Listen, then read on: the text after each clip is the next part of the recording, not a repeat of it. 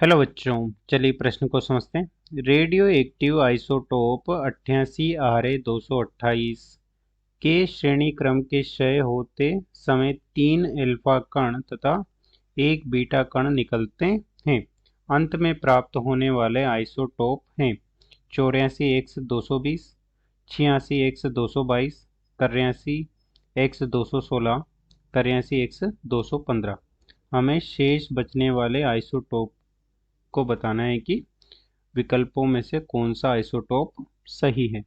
मुख्य अवधारणा में हम देख सकते हैं कि एक अल्फा कण एक हीलियम का नाभिक होता है जिसका परमाणु क्रमांक 2 तथा द्रव्यमान संख्या 4 होती है। तो जब किसी नाभिक में से हीलियम का अल्फा कण का उत्सर्जन होता है तो द्रव्यमान संख्या में से 4 का माइनस हो जाता है तथा परमाणु क्रमांक में से 2 का माइनस हो जाता है। तथा जब किसी नाभिक में से बीटा कण का उत्सर्जन होता है तो वह एक इलेक्ट्रॉन होता है और इलेक्ट्रॉन का द्रव्यमान नगण्य होता है, द्रव्यमान संख्या 0 होती है और इसे इस प्रकार से प्रदर्शित करते हैं। तो जिस नाभिक में से बीटा कण का उत्सर्जन होता है उसके परमाणु क्रमांक में 1 जुड़ जाता है तथा द्रव्यमान संख्या अपरिवर्तित रहती है। अब चलिए प्रश्न को हल करते हैं। प्रश्न में दिया गया है कि 88 आरए 228 नाभिक है और इसमें से 3 अल्फा कण माना कि x हमें प्राप्त होता है।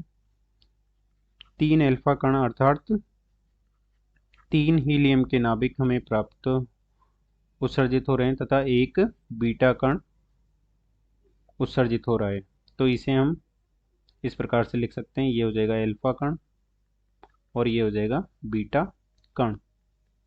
और अब हमें इस शेष प्राप्त x नाभिक के लिए परमाणु क्रमांक तथा द्रव्यमान संख्या प्राप्त करनी है। तो इसे हम इस प्रकार से ज्ञात कर सकते हैं कि z ज्ञात करने के लिए z हो जाएगा 88, हीलियम के नाभिक का परमाणु क्रमांक 2 है और 3 का परमाणु क्रमांक हो जाएगा 6, तो ये जाएगा 3 गुणा 2 और बीटा कण का परमाणु क्रमांक -1 है तो ये -1 जुड़ जाता है तो ये हो जाएगा 83 83 ये हो जाएगा 83 और द्रव्यमान संख्या A हो जाएगी 228 माइनस हीलियम के द्रव्यमान संख्या ज्ञात कर लेंगे 3 गुणा 4 क्योंकि 3 अल्फा कण है तथा बीटा कण की द्रव्यमान संख्या 0 है तो ये 0 हो जाएगा और ये हल करने पर ये हो जाएगा 216।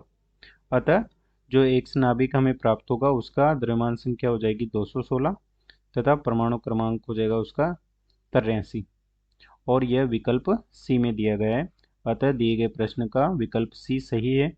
अतः दिए गए प्रश्न को हमने हल कर दिया। आशा करते हैं आपको समझ में आया होगा। धन्यवाद।